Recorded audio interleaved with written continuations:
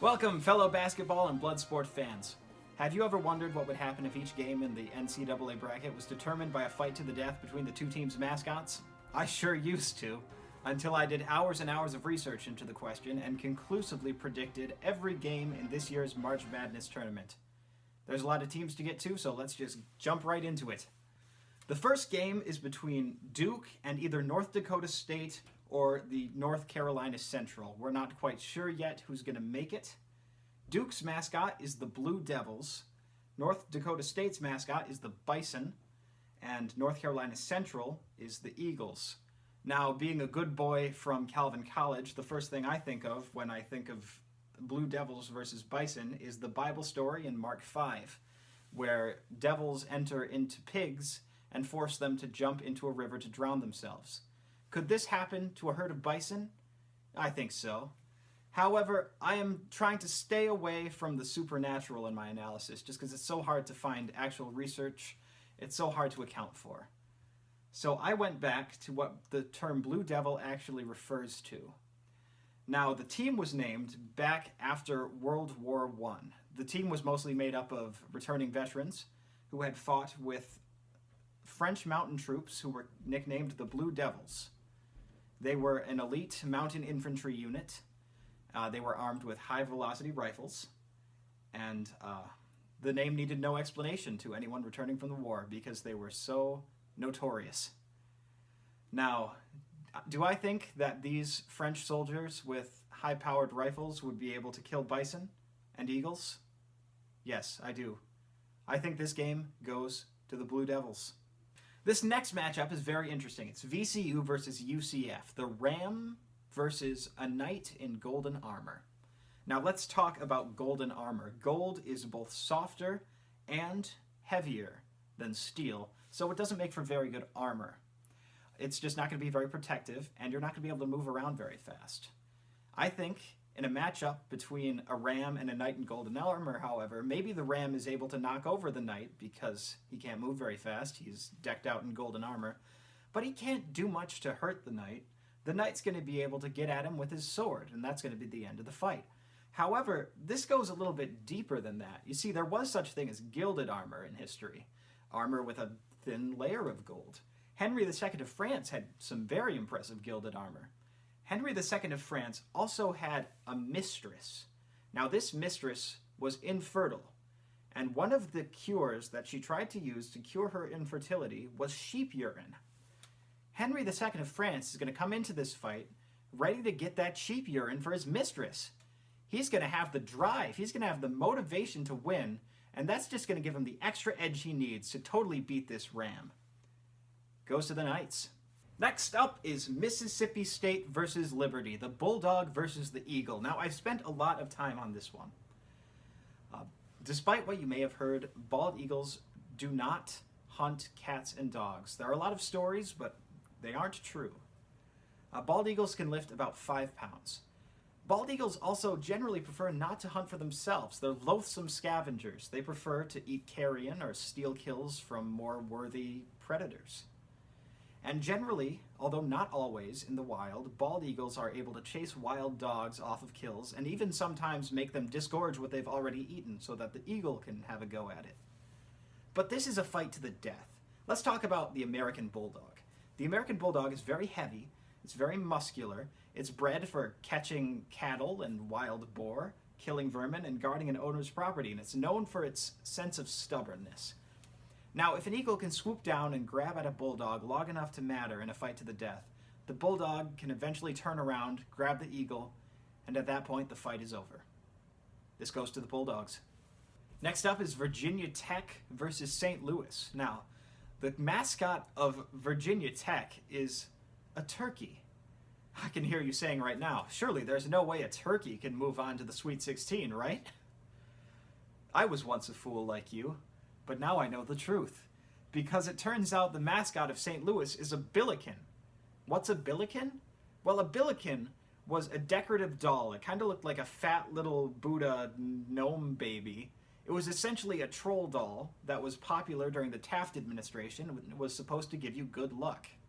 It was about yay big. I decided if you're about yay big, Then a turkey, which is about yay big, is basically a dinosaur, and the turkey pecks you to death. This one's got to go to the turkey. Next up, we've got University of Maryland versus either Belmont or Temple. We're not sure quite which yet.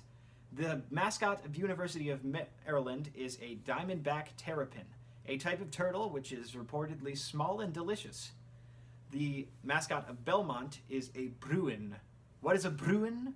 A Bruin is Middle English for brown bear, and the Bruin often appears in folklore. Temple's mascot is an owl. Now, I think it's pretty non-controversial to say that Bruin beats owl beats diamondback terrapin. This one goes to Belmont, the Bruin. Next up is LSU versus Yale. LSU's mascot is an actual real-life tiger, and Yale's mascot is an actual real-life bulldog.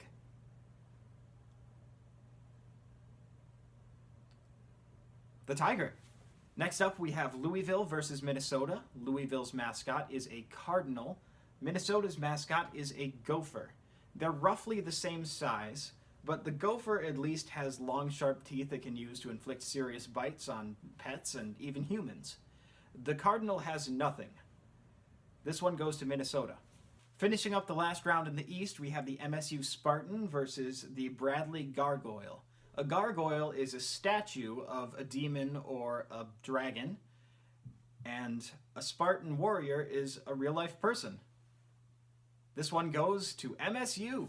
Starting out in the West, we have Gonzaga versus either FDU or Prairie View. Again, we're not quite sure which one it's going to be at this point. The mascot for Gonzaga is a bulldog. The mascot for FDU is a blue horse. And the mascot for Prairie View is what appears to be a black panther. Now, a black panther is an all-black color variety of either a jaguar or a leopard. I have found several news stories of jaguars and leopards killing both horses and bulldogs. So I'm going to give this one to the Prairie View Panthers. Although, as it turns out, as I found in my research, the dog and the panther could in fact become the very best of friends. Next up is Syracuse versus Baylor. The mascot for Syracuse is an orange. The mascot for Baylor is the American black bear.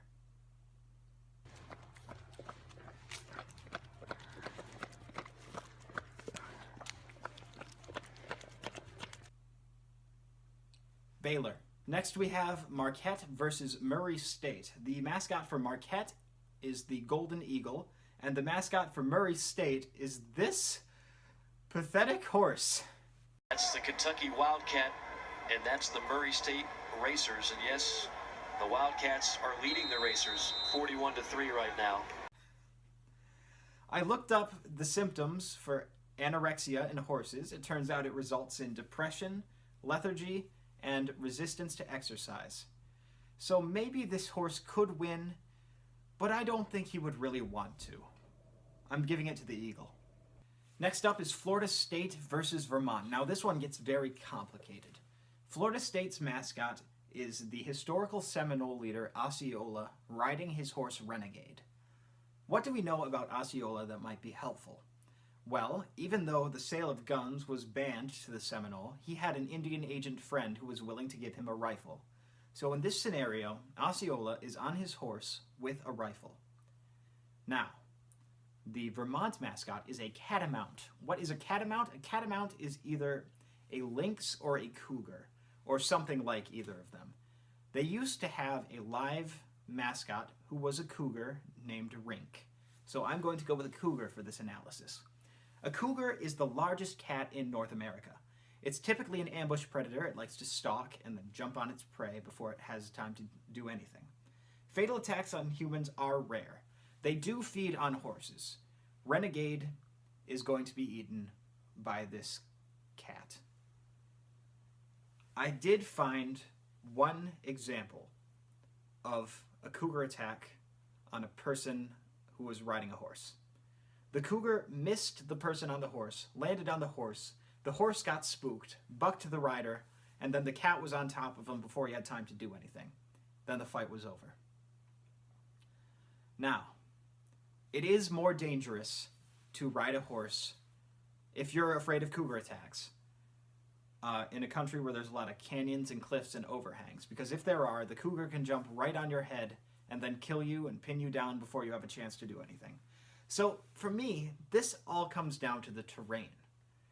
If Osceola is riding in a flat area, then he's going to see the cougar coming from a mile away and he's going to shoot it. But if Osceola is riding through a place that has a lot of mountains, hills, valleys, dense forests, the cougar has plenty of places to jump down on top of him and end the fight before it begins. Now, we know where this game is taking place. This game is taking place in Connecticut. Connecticut is known for its hills, its valleys, its mountains, and its heavy forests. The perfect place for the cougar to have a home advantage. I'm going to give this one to the Vermont Catamounts. Next up is Buffalo versus either Arizona State or St. John. Again, we're not sure which one it's going to be yet. The mascot for Buffalo is a blue bull. The mascot for Arizona State is Sparky the Sun Devil. Now, I don't know what a Sun Devil is because they made it up to be their mascot, but I do know that their Sun Devil was designed to look like Walt Disney, so I'm just going to have it be Walt Disney. St. John's mascot is a Thunderbird. A Thunderbird was a mythological spirit of thunder and lightning believed by some Native Americans to take the shape of a giant bird. It was supposed to be able to summon thunder and lightning. Now, I'm going to turn to cryptozoology because, again, remember, I'm trying to stay away from the fantastical and the mythological. Most modern-day sightings of thunderbirds can be ascribed to condors. So I'm going to say that this is a condor. Now, do I have any evidence that a condor can take down a bull? Yes, I do. There is a yearly festival called the Yawar Festival in Peru, where they tie a condor to the back of a bull, and the condor rips the bull to pieces and kills it. This is supposed to represent the power of the Andean people, represented by the condor, over the Spanish, represented by the bull. Even in ideal conditions, I don't think that there's much a bull can do to hurt a condor simply because the condor can fly. The condor can come down and rip at the bull, and I think this is stacked in favor of the condor. Now, can a bull kill Walt Disney? Probably. Can a condor kill Walt Disney? Probably, especially after his polo accident. So I'm going to give this to St. John Thunderbirds. Next thing we have is Texas Tech versus North Kentucky.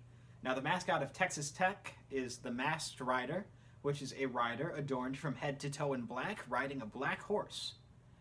North Kentucky's mascot is a Viking. Now, the Masked Rider does not appear to be armed, whereas the Viking certainly is. So I'm going to give this one to the Viking. Next game we have is Nevada versus Florida. The Nevada mascot is a wolf pack, and the Florida mascot is 2 American alligators. Now, since I didn't allow the Blue Devils to be an entire squadron of the French army, I'm just going to say that it's 1 gray wolf versus 1 American alligator. Now, I thought that I was going to have to give this to the alligator until I learned some interesting facts about the American alligator. I found a picture of an otter that had killed and eaten an alligator. I wondered why this was. Turns out, an alligator is only pretty much good for an initial burst of energy. It can take down prey, drag it into the water, and then the fight is over. However, if it has to use any endurance, if it has to be a part of a fight that lasts for a good long while, it can have a fatal buildup of lactic acid that causes it to become intoxicated and eventually kills it. So, if a gray wolf is able to bother a gator for a significant amount of time, the gator can just die from the stress. I think this all comes down to terrain. If this is a marshy or swampy area, then maybe the alligator can jump out of the water, grab the wolf, bring it into the water, and the fight is over. But if it's an area without water, if it's a flat area, or if it's an area where the alligator is forced to be on land, then the wolf can tire it out until it dies. The game takes place in Iowa. Iowa is pretty much hills and flatness. So I'm going to give this one to the Nevada Wolfpack. Finally, for the West, we have Michigan versus Montana. Michigan's mascot is a wolverine. Montana's mascot is a grizzly bear. Now, it is true that wolverines can sometimes scare off grizzly bears, and you've probably heard about such cases when you went to John Ball Zoo. But let's be real. In a fight to the death, a wolverine is a weasel, and a grizzly bear is a grizzly bear. So this one goes to Montana. Starting off in the south corner, we have Virginia versus Gardner-Webb. Virginia's mascot is a cavalier, a mounted swordsman. Gardner-Webb's mascot is a bulldog. This one isn't hard. The cavalier takes it. Next up, we have Ole Miss versus Oklahoma. Ole Miss has my absolute favorite mascot in the history of sports, Tony the Land Shark. Look at him. He's wonderful. Tony the Land Shark definitely beats Oklahoma's mascot, which is literally a Conestoga wagon. I've played Oregon Trail, and those things break if you do anything, or if you don't do anything. This one goes to Ole Miss and my boy, Tony the Land Shark. Next up is Wisconsin versus Oregon. Wisconsin's mascot is a badger. Oregon's mascot is a duck. This one isn't hard, but I would like to point out that when I googled duck killing badger, one of the Google autocomplete responses was Daisy Duck killing herself. Anyway, this one goes to the badger. Now we have Kansas State versus UC Irvine. Is that how you say it? Kansas State's mascot is a wildcat. I always assumed that a wildcat was just another word for a mountain lion, but it turns out a wildcat is its own species. There are either European or African wildcats. They're both about 8 pounds, and they're just slightly bigger than an average house cat. UC Irvine's mascot is an anteater. A giant anteater can get up to 140 pounds. It has huge claws, up to 4 inches, that it uses to dig into anthills, but it can also be very aggressive when cornered. It rears up on its hind legs, it flashes its dangerous claws, it's been known to fight off pumas and jaguars. Ultimately, I have to give this to the 140-pound anteater instead of the 8-pound cat. Next up is Villanova versus St. Mary. Villanova's mascot is the Wildcat, yet again, and St. Mary's mascot is the Gael. A Gael is a Scottish or Irish person. Now, can an average person kill an 8-pound cat? That's a better question for you than for me, but I'm going to say that the answer is yes, and that this one goes to St. Mary's. Next up is Purdue versus Old Dominion. Purdue's mascot is the Boilermaker Special, which is a train. Old Dominion's mascot is a lion. Trains are relatively easy to defeat by just not going onto the train tracks. This one goes to Old Dominion. Next up is Cincinnati versus Iowa. Cincinnati's mascot is a bearcat, which is also known as a binturong. A binturong is an omnivorous mammal that lives in South or Southeast Asia. It's 24 to 70 pounds, it has teeth and claws, and interestingly enough, it also has scent glands that make it smell like buttered popcorn during mating season. Iowa's mascot is a hawk. The most common hawk in Iowa is a red-tailed hawk, so I'm going to assume that it is a red-tailed hawk. A red-tailed hawk has trouble taking home an adult jackrabbit, which weighs 6 pounds. Sometimes remains of larger mammalian carnivores are found, having been eaten by red-tailed hawks, like foxes and raccoons and cats and skunks, but these are usually taken either as juveniles or taken as carrion. There is no possible way that a red-tailed hawk is going to be able to take on a 70-pound mammal. So I'm going to give this to the bearcat. Next up is Tennessee versus Colgate. Tennessee's mascot is a blue tick coonhound. Colgate's mascot used to be the Red Raiders. That was symbolized by an Indian brave riding a horse holding a tomahawk, but they changed it. Now it's just the Raider.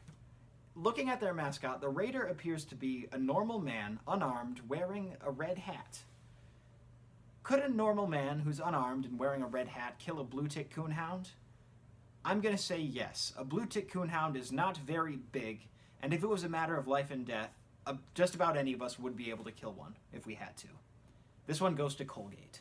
Starting off for the Midwest, we have North Carolina versus Iona. North Carolina's mascot is a ram. Iona's mascot is a Gael.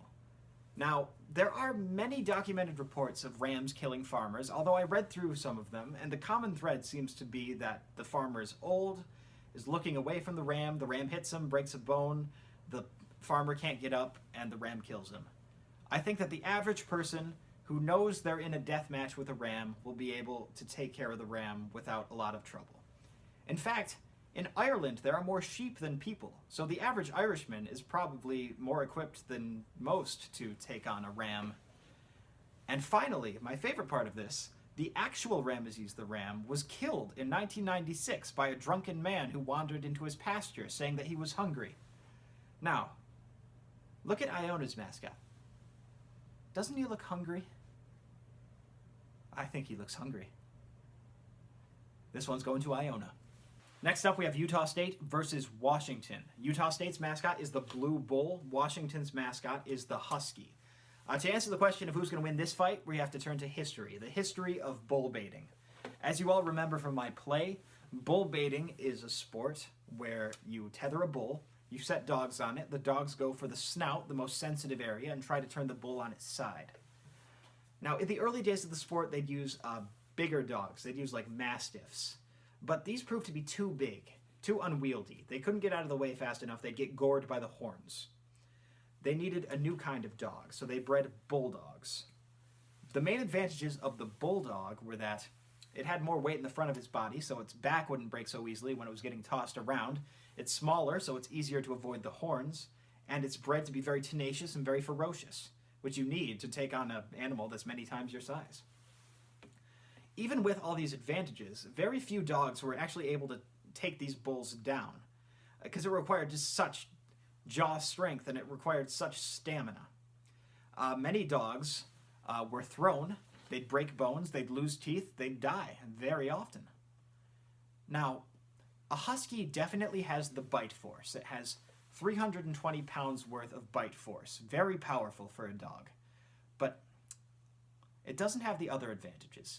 It's a little bit bigger than a bulldog. It probably can't get out of the way as easily. And if a bulldog can't reliably win against a bull with all the advantage of being a bulldog, then I don't think a husky can reliably win against a bull either. And this isn't even considering that if we untether the bull has the lay of the land, the bull can move. The bull isn't stuck.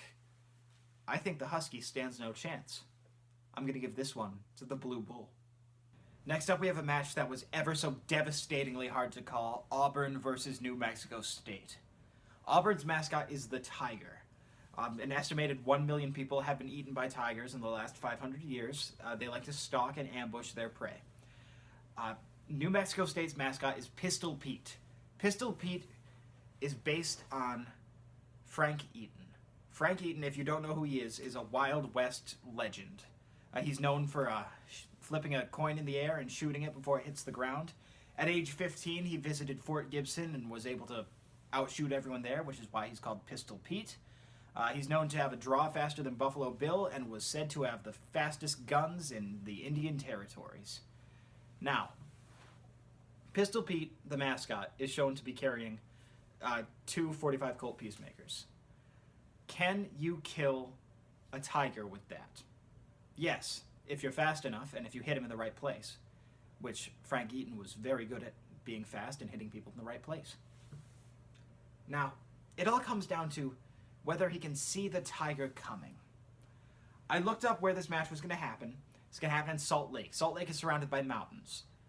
It's very rare, but there are some tigers who do live in the mountains, who might be able to use the terrain to their advantage. But something in me, I couldn't give it to the tiger. Maybe it's because I'm sick of cats at this point, but no, that's not it. I think that Frank Eaton has the Wild West instincts. He's going to see the tiger coming. He's going to have a split second to get off a shot, and that shot's going to be deadly fast and deadly accurate. I'm going to give it to Pistol Pete. I lost a lot of sleep over this one, but I'm going to give it to Pistol Pete. Next up is Kansas versus Northeastern. Kansas's mascot is the Jayhawk. Now, the Jayhawk doesn't actually refer to a specific kind of bird.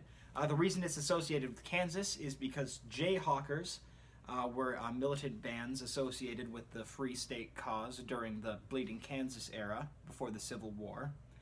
But the university itself associates Jayhawk with a combination between the Blue Jay and the Sparrowhawk, so that's what I'm going to go with. Northeastern's mascot is the Siberian Husky. Now, I don't think there's any chance that a Blue Jay or a Sparrowhawk is able to kill a Siberian Husky. I think there's a very good chance a Siberian Husky could kill a Blue Jay and a Sparrowhawk. so I'm going to give it to Northeastern. Next up is Iowa State versus Ohio State, the Cardinal versus the Buckeye. Now, I know what you're thinking. Cardinal pecks at the Buckeye, eats the Buckeye, moves on to the next round, right? Wrong! Turns out, Buckeye nut is poisonous, especially to birds. Cardinal pecks at the Buckeye, starts to eat the Buckeye, feels sick, dies. Buckeye moves on to the next round with a smile on his face. Next up, we have Houston versus Georgia State. Houston's mascot is a cougar. Georgia State's mascot is a panther. A panther can refer to a lot of things, but it looks like a Florida panther.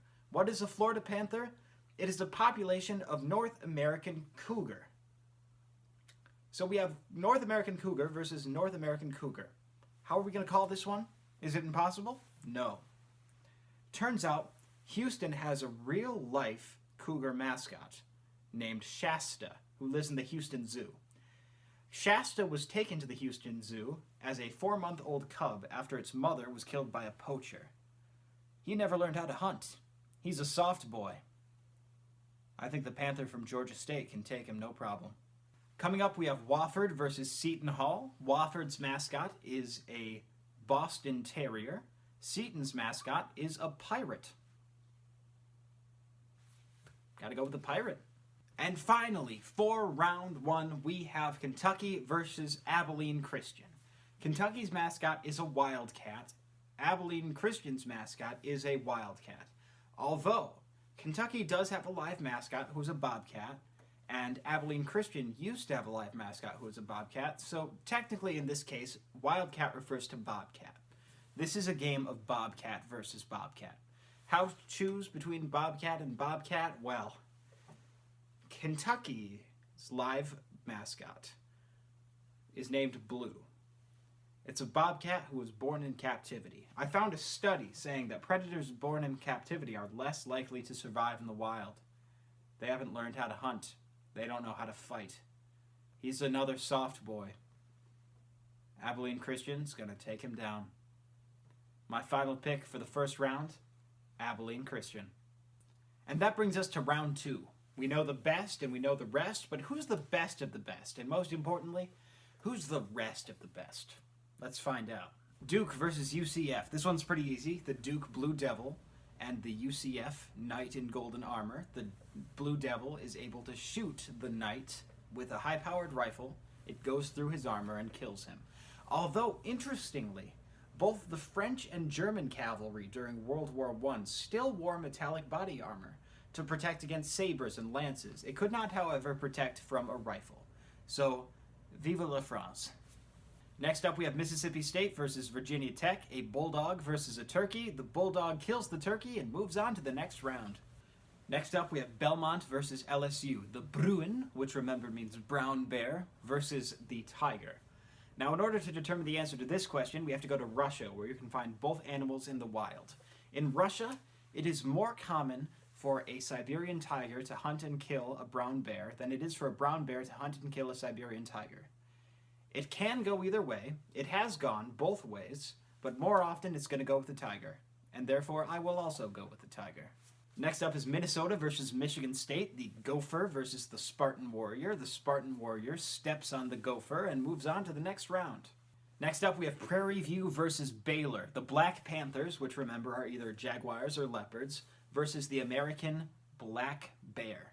Now, in order to determine the answer to this one, we have to go back to 19th century California. Back then and there, people would stage fights between bulls and bears. They would have the bear rip apart the bull, and it would be great fun. They do that with bulls, they do that with wolves, but eventually they realized nothing can beat the bear. The bear is the apex predator. So they would import African lions, and they would pit the lions against the bears and have them fight each other. The results are well documented. Apparently, the lions would run at the bears bravely, but the bears would use their huge paws and smack the lions to death. Now, if a grizzly bear can kill a lion, can a black bear kill a leopard or a jaguar? I'm going to say the answer is yes, and I'm going to go with the American black bear. Next up is Marquette versus Vermont, the golden eagle versus the catamount, which remember we decided was a cougar. Now, is the golden eagle a bird that is strong with formidable talons? Sure. But the only thing it can really do is swoop down and try and claw at the cat. If a golden eagle can get purchase on the cougar can use its agile body to turn around and kill the eagle. This isn't a contest. The cougar moves on. Next up is St. John versus North Kentucky. The Thunderbird, which we decided was a condor, versus the Viking. Now, can a man wielding a sword, wearing armor, kill a condor more easily than the condor could kill the man who's wielding a sword and wearing armor? I'm going to say that answer is an unequivocal yes, and I'm going to go with the Viking. Next up, we have Nevada versus Montana, a wolf versus a grizzly bear. Reading about newly introduced gray wolf packs into Yellowstone Park, I learned that although entire packs of wolves can annoy grizzly bears to the point where they want to go away, an individual wolf does not pose a threat to a grizzly bear. The grizzly bear is too big and too strong. This one goes to the grizzly bear. And that brings us to the saddest matchup of this entire bracket. Virginia versus Ole Miss. The Cavaliers versus the Land Shark. Now, the Land Shark is so unbelievably cool, but at the end of the day, it's just a man with a shark head. All the advantages of being a shark are negated by having the body of a man. The Cavalier will come up to it on its horse, kill it with its sword before he can do anything. Land Shark, I love you from the bottom of my heart, but the Cavaliers are going to move on to the next round. Moment of silence for our fallen Land Shark. Next up, we have Wisconsin versus UC Irvine. The Badger, I'm going to say it's the American Badger since it's from Wisconsin, versus the Giant Anteater. Now, American Badgers and Giant Anteaters are similar in a lot of ways. They both have very long, very sharp claws that they use for digging, and they're both very ferocious when they're backed into a corner. However, at the end of the day, a badger is 14 to 19 pounds, and a giant anteater is 60 to 90 pounds. If I had to fight a clone of myself who was a quarter of my size, I think I'd do pretty well. I think that goes for the anteater as well. Anteater moves on to the next round. Now we have St. Mary's versus Old Dominion, the Gael versus the Lion. I think a lion would be able to kill and eat the average Irishman or Scotsman any day of the week. The Lion moves on to the next round. Next up, we have Cincinnati versus Colgate, the Bearcat or Binturong versus the Raider, who, as you may remember, is a man in a red hat carrying no weapons. Now, the Binturong has sharp teeth, sharp claws, is 24 to 71 pounds, surprisingly fast, can bite off your fingers, and according to a scientist at Texas A&M who has experience trapping such animals, they're scarier than a leopard. They pursue you aggressively with intent to kill. Could the average man in a red hat take on such an animal? I was unsure for quite a long time about this one. I had this going both ways until I looked up statistics for raccoon attacks. Raccoon attacks generally end up with a lot of blood loss. So I think what happens is, if you think of the Bearcat as just a really big raccoon, which I think is fair, this fight, the person gets near the Bearcat claws at him, he starts bleeding. Every time the person tries to attack the Bearcat, he gets clawed again and starts bleeding faster. The Bearcat attacks the human, he bleeds faster. Eventually, the Raider passes out due to blood loss and dies. And the Bearcat moves on to the next round. Next up is Iona versus Utah State, the Gael versus the Blue Bull. Now, I know I said that an Irishman would have little trouble fighting off a ram, but a bull is a different animal. Cows kill more people than sharks per year, and I think just in general, a bull will have an easier time killing an unarmed Irishman than an unarmed Irishman will have killing a bull.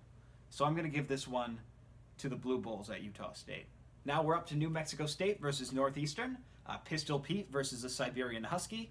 Pistol Pete shoots the Husky and moves on to the next round. Now we have Ohio State versus Georgia State, the Buckeye versus the Panther. Is a Buckeye enough to kill a Panther? I found on a veterinarian website that a single buckeye is not enough to kill a dog, although it might induce some nausea. So in this case, the panther eats the buckeye and, slightly nauseous, moves on to the next round. Next up, we have Seton Hall versus Abilene Christian. The Pirates versus the Wildcats, which we decided in this case were bobcats. The pirate shoots the bobcat with a flintlock pistol, and in the event of a misfire, kills the bobcat with a cutlass. And that brings us to our Sweet 16. But who will continue to sip the sweet nectar of victory, and who will be stuck sucking down the sour, curdled yogurt of defeat? Let's find out. For our first match, we have the Duke Blue Devils versus the Mississippi State Bulldog. The Blue Devil shoots the Bulldog and moves on to the next round. Next up is LSU versus Michigan State, the Tiger versus the Spartan. This was so unbelievably hard for me, I can't even describe it. Can a Spartan, armed with spears, shield, sword, kill a tiger? Well, I did find an article where Maasai warriors describe the process of killing a lion. What you have to do to kill a lion is stab it with a spear until it becomes lethargic due to blood loss, continue hitting it with a sword so it continues to lose blood, or hit it with a club, and eventually kill it. However, this is incredibly dangerous, and they do say that you have to go as a group, because if you go as one man, you are very unlikely to come out alive. Supposedly, there are other African tribes where going out as a young man and killing a lion with a spear is a rite of passage. However, this is also incredibly dangerous and is preceded by a ton of training. You have to learn the strategy, you need to learn about your weapons, you need to know about feints, you need to know about the psychology of a lion, you need to know about the weaknesses of a lion, you need to know about the target area along the side of the neck. Interestingly, they supposedly would carry sharp wooden sticks, so if the lion got too close, they could jab their hand into the lion's mouth, stab it into the roof of their mouth, and prevent them from closing their mouth all the way. Again, this required incredible bravery and tenacity and was incredibly dangerous. Now, Spartan warriors would not have this kind of training. They weren't trained to kill beasts. They were trained to kill men. But let's talk about the Spartan warriors for a minute. The Spartan warriors were taught strategy, they were taught to fight, they were taught to be brave and tenacious. They were taught pain tolerance.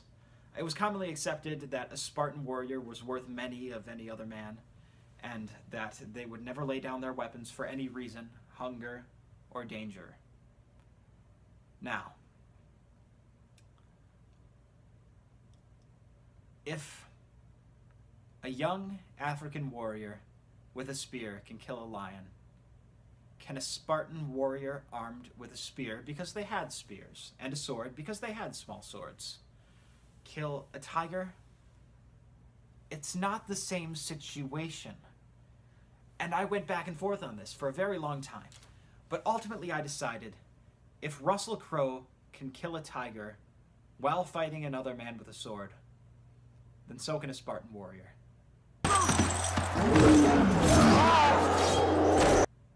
So I gave it to the Spartans.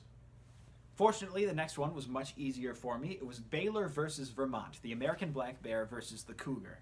Using the same logic as before, when we had the black bear kill the panther, the black bear could easily take care of the cougar, and the black bear moves on to the next round. Next up, we have North Kentucky versus Montana, the Viking versus the grizzly bear. Now, in order to really determine who wins this one, we need to look at how this Viking is armed. Looking at their mascot, it looks like he's armed with a sword and shield, which is unusual for a Viking, but not impossible. Some of them had swords. They certainly did have shields, so this is within the realm of possibility. Now, can you fight off a grizzly bear using a sword and a shield? It seems unlikely. You can't very well parry an attack from a bear with a sword. You can't really block it with a shield. Grizzly bears are incredibly strong. What's that going to do? And if you're near enough for a grizzly bear to stab him, good luck trying before it rips you to pieces. So it seems from the outset that the Viking is going to lose, but it goes even deeper than that, you see. According to custom, all free Norsemen were supposed to have weapons. Swords were one of these weapons that were incredibly costly to make. Most of the ones we found are rarely used and seem unsuitable for raiding and battle. They're mostly decorative objects. If you look at this Viking mascot, that sword is clearly made out of gold. Remember when we talked about how gold doesn't make good armor? Well, this is for the same reasons. It certainly doesn't make a good sword. This isn't a real sword that can be used for real combat. This Viking is gonna die. And the Bears gonna move on to the next round. Next up is Virginia versus UC Irvine. The Cavaliers versus the Giant Anteater. The man on the horse with the sword is able to stab the anteater until it dies and moves on to the next round. Next up is Old Dominion versus Cincinnati. The Lion versus the Bearcat, or Binturong. The Lion is not going to have any trouble tearing apart the Binturong, and the Lion's going to move on to the next round. This brings us to Utah State versus New Mexico State. The Blue Bull versus Pistol Pete. Pistol Pete's going to shoot the bull until it dies, and Pistol Pete's going to move on to the next round. And finally for this round, we have Georgia State versus Seton Hall. The Panther, which we decided was a Florida Panther and therefore an American Cougar, versus the Pirate. I'm giving this one to the Pirate. I read a news article about a cougar attacking a man who was able to get to his pocket knife and slit the beast's throat. I think the Pirate's going to be able to do the same with his knife. Now, I know what you're thinking. How can I give this victory to the Pirate when I didn't give it to Osceola before? Well, you got to remember, Osceola started the fight being thrown bodily from his horse. The cougar was on him in a minute. There was nothing he could do. Now, this Pirate is not experiencing the same circumstances. He's not going to be thrown from his horse, so he's going to have that slight advantage that allows him to get to his knife a little bit faster and slit the cougar's throat. No one's going to come out looking happy, but at least the Pirate's going to move on to the next round. And now we have our Elite Eight. But who's going to be able to knock that 8 over on its side and enjoy an infinite amount of glory, fame, and victory? And who's not going to be able to do that? Let's find out. Our first game is Duke versus MSU, the Blue Devils versus the Spartans. Once again, the Blue Devil is able to shoot the Spartan until the Spartan dies and moves on to the next round. Next up, we have Baylor versus Montana, American Brown Bear versus Grizzly Bear. Both bears, one significantly bigger. The Grizzly Bear moves on to the next round. Next up, we have Virginia versus Old Dominion, Cavalier versus Lion. I think the Lion's going to be able to dismount the Cavalier. I think the Cavalier is going to have a hard time fighting off a lion with a sword, especially after falling bodily off his horse. And the Lion's going to move on to the next round. And finally for this round, we have New Mexico State versus Seton Hall. Pistol Pete versus a Pirate. Pistol Pete was faster on the draw than Buffalo Bill and had the fastest guns in the Indian Territory. The Pirate is slower than him and is also armed with a flintlock pistol, which commonly misfires. This one goes to Pistol Pete. Finally, the Final Four. But which fine fellows will finish first, and who will be found to be a festering fop? Let's find out. First, Duke versus Montana, Blue Devil versus Grizzly Bear. Blue Devil shoots the Grizzly Bear and wins. And last, Old Dominion versus New Mexico State, Lion versus Pistol Pete. Pistol Pete shoots the Lion and wins. That brings us to our final game. 64 men enter, 1 man leaves. Duke versus New Mexico State. Blue Devil versus Pistol Pete. Unsurprisingly, the two mascots who have guns. This one was incredibly close. It was incredibly hard to call. On the one corner, we have Duke, the Blue Devils, the Chasseurs Alpines, as they are called in French. In World War I, these soldiers were equipped with what appears to be a Lebel Model 1886 rifle. This was a 10-round rifle. It had a maximum range of 438 yards for individual targets. Now, on the other hand, we have Pistol Pete, Frank Eaton, Wild West legend. He famously carried a Colt single-action army revolver. The mascot version of him appears to be carrying 2. Now, for this kind of gun, apparently, you were considered to be an experienced gunman if you could hit something within 15 yards with this gun. Now, a really good, really experienced gunman could possibly hit something within 75 yards. Frank Eaton was a really good, really experienced gunman. So ultimately, this boils down to a question of distance. If they're farther than 75 yards away from each other, then the French infantryman's going to be able to shoot Pistol Pete before he can do anything. If they're closer, then Pistol Pete's just going to be a little too quick on the draw. I had hoped I'd be able to leave this to geography. I had hoped that this match would take place in a mountainous area, and I'd be able to give it to the French mountain infantry without having to think about it too hard, so I could sleep at night knowing I'd made the right decision. But it's just not that simple. It's just not that simple. Because the game takes place in Minnesota. Minnesota is the land of lakes. The land of lakes doesn't give anyone a clear home field advantage at all. So now I'm back to the drawing board. How far apart are they? It all rests on that. And I pondered, and I puzzled, and I thought about it, until I finally realized, this is a basketball tournament. These two foes are going to square off in a basketball court. Now, how long is a basketball court? A basketball court is 74 feet. Wrong. It's 94 feet. That means that Pistol Pete's able to draw, shoot the French soldier. The French soldier doesn't have time to do anything. And finally, that brings us to our overall winner. New Mexico State, Pistol Pete, Frank Eaton, wins it all! Thank you for watching my analysis. I look forward to beating you all in our bracket tournament, and I will see most of you real soon.